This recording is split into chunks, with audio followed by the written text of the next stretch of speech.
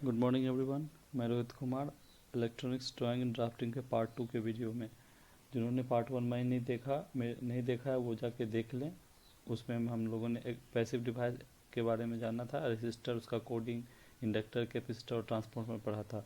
Part 2 में हम diode के बारे में जानेंगे। तो चलिए स्टार्ट करते हैं। डायोड को हम क्या है, डायोड कुछ भी दोनों हो सकता है, एक्टिव भी हो सकता है और पैसिव डिवाइस भी हो सकता है।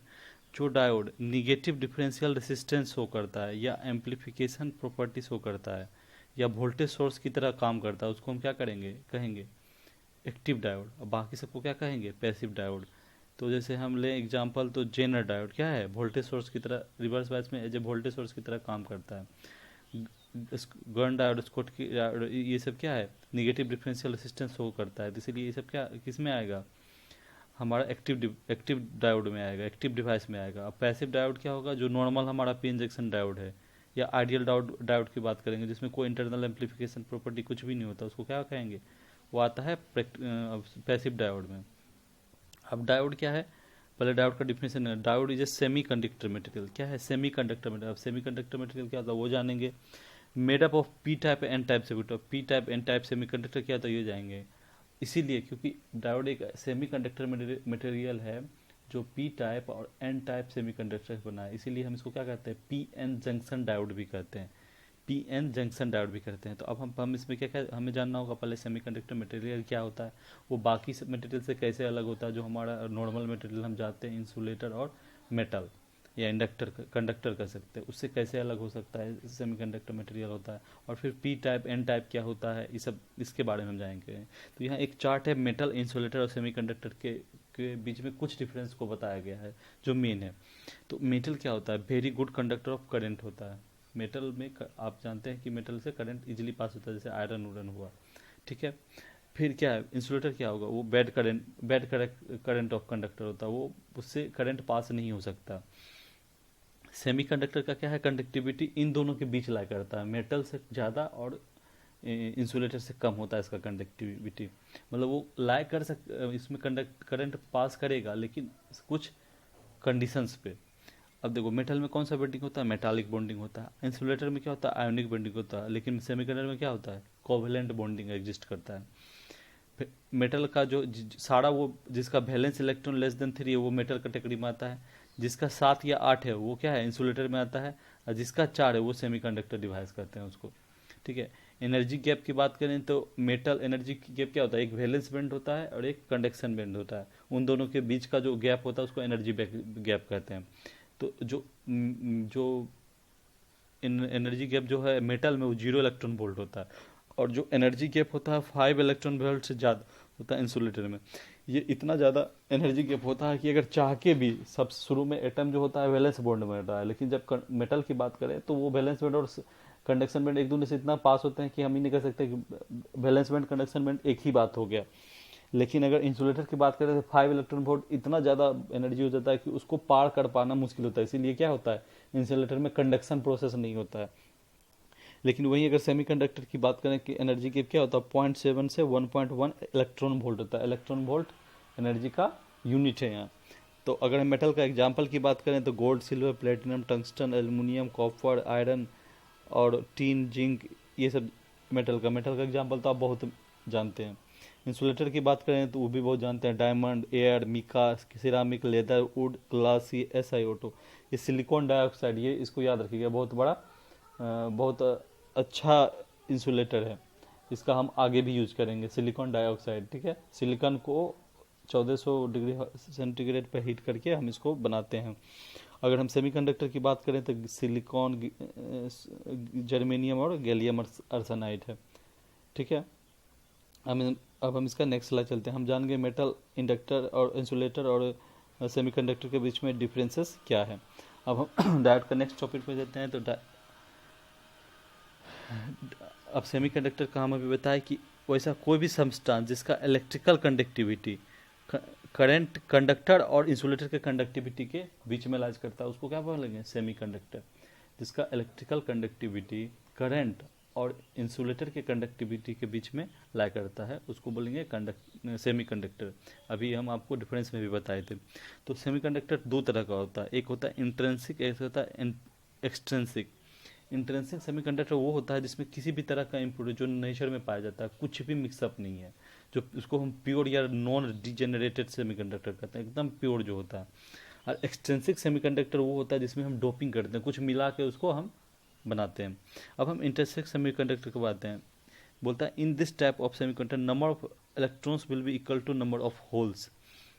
अब है क्या होल और इलेक्ट्रॉन क्या बोलते हैं, अभी हम बात इसके बारे में जानेंगे। इलेक्ट्रॉन जैसे अंधेरा और उजाला बोलते हैं, एब्सेंस ऑफ लाइट इज क्या डार्क, उसी तरह एब्सेंस ऑफ इलेक्ट्रॉन इज क्या होल्स। ठीक है, तो हम क्या है, एक इंट्रिंसिक सेमीकंडक्टर ऐसा सेमीकंडक्टर है जिसमें कि नंबर ऑफ इलेक्ट्रॉन और नंबर ऑफ होल्स बराबर होगा। और इंट्रिंसिक में क्या है, कोई भी बिल्ट इन इलेक्ट्रिक फील्ड नहीं होगा। सो अगर हम टेम्परेचर बढ़ाएं या उसमें करंट पास करेंगे, फिर भी वो इंसुलेटर की तरह ही वर्क करेगा, वो कभी कंडक्शन नहीं प्रोसेस कर पाएगा, क्योंकि उसमें बिल्ट इन इलेक्ट्रिक फील्ड का अभाव होता है। ठीक है, अब हम एक्सटेंसिक सेमीकंडक्टर पे आते हैं। एक्सटेंसिक सेमीकंडक्टर क्या होता है, जब उसमें हम इम्प्योरिटी ऐड करते हैं तब वो एक्सटेंसिक बनता है। अब इम्प्योरिटी एडिशन के कारण उसमें क्या होता है, बिल्ट इन इलेक्ट्रिक फील्ड आता है, जो इम्प्योरिटी हम ऐड करते हैं उसी के कारण बिल्ट इन इलेक्ट्रिक फील्ड इसमें जनरेट होता है। और उसके कारण अगर हम टेम्परेचर बढ़ाएं या उसमें करंट पास करें या वोल्टेज अप्लाई करें तो उसका बिहेवियर धीरे धीरे चेंज होने लगता है, इंसुलेटर से धीरे धीरे क्या है, धीरे धीरे वो कंडक्शन करने लगता है। तो अब हम लोग अभी तक जानते थे कि सिर्फ इलेक्ट्रॉन के कारण करंट जनरेट होता है। अगर इलेक्ट्रॉन का मूवमेंट इधर है तो करंट का मूवमेंट किधर होगा, इधर। अगर इलेक्ट्रॉन इधर जा रहा है तो करंट किधर जाएगा, इधर।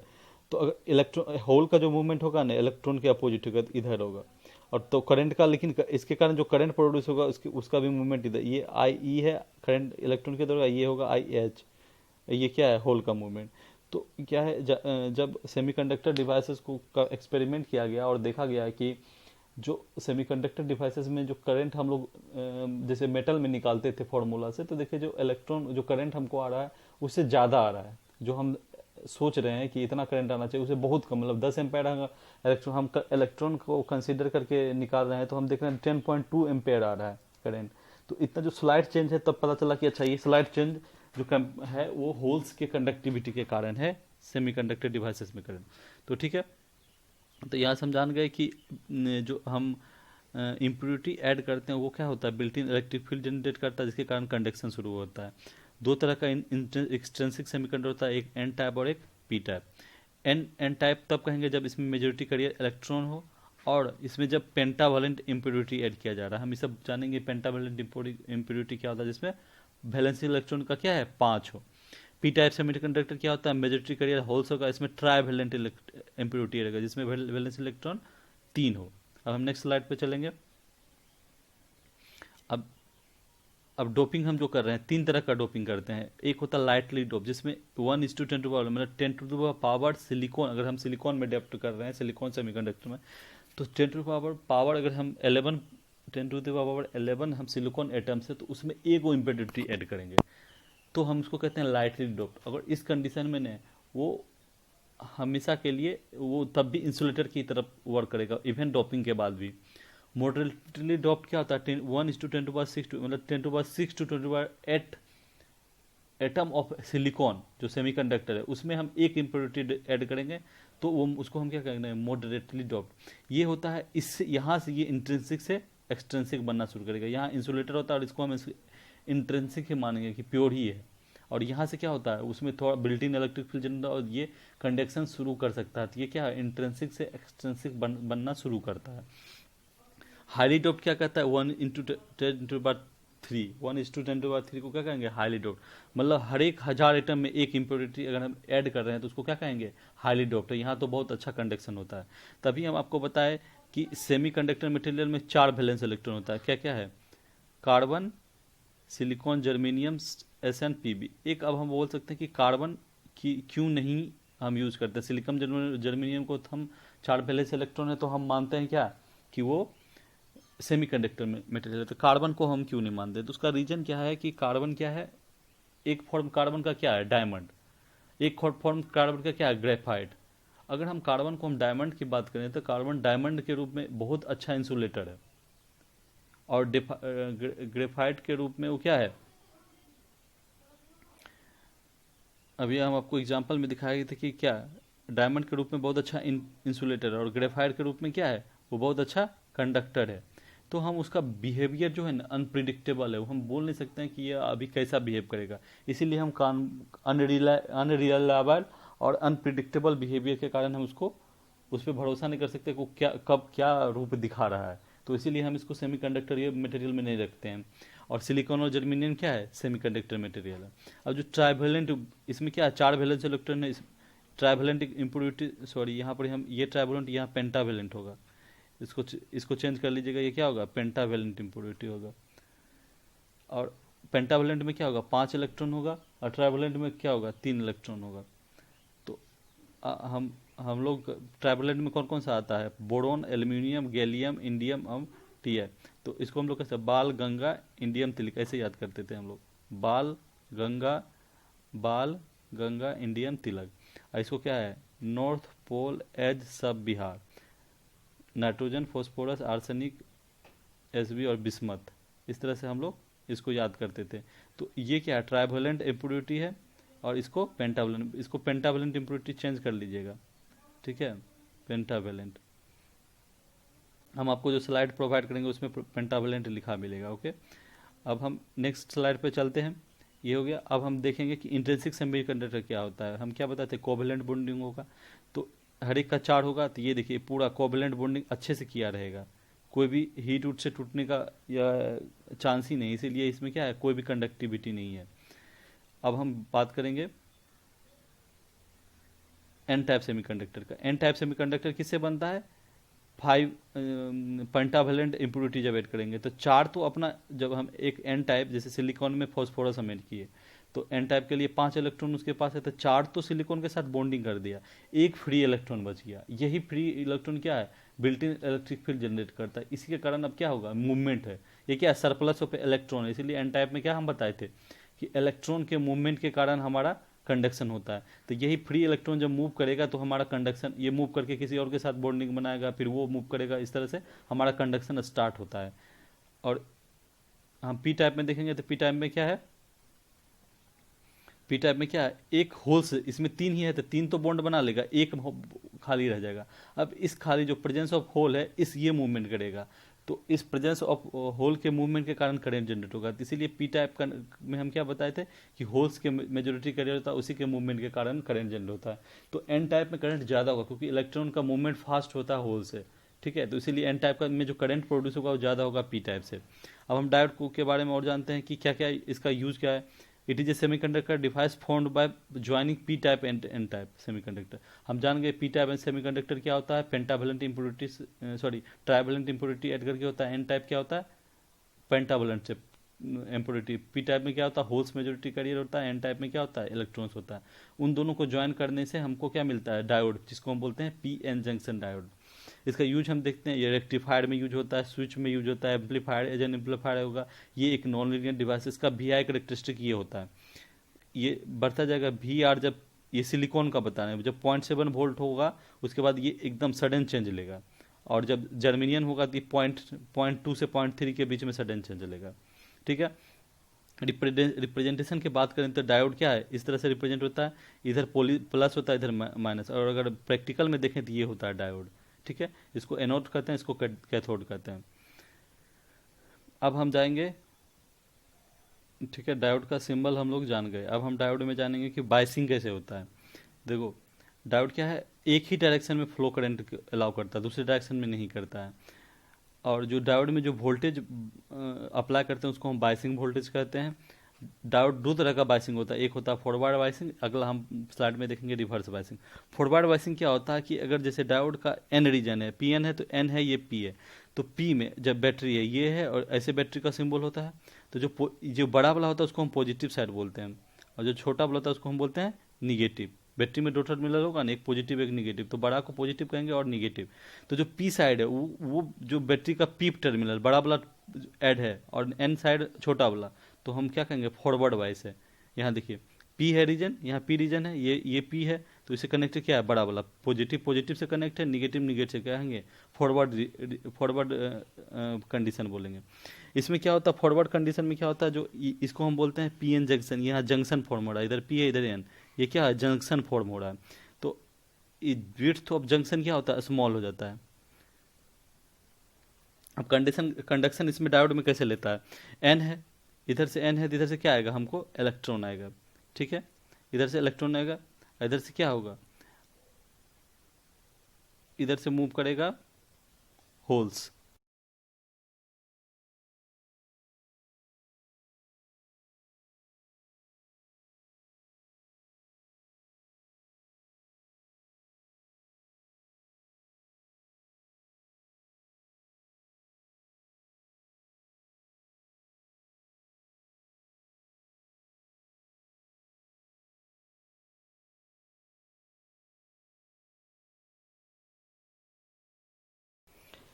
इधर से इलेक्ट्रॉन आ रहा है, इधर से होल्स जा रहा है, इधर इलेक्ट्रॉन इधर होल्स, क्योंकि इधर से एन है इधर से पी है।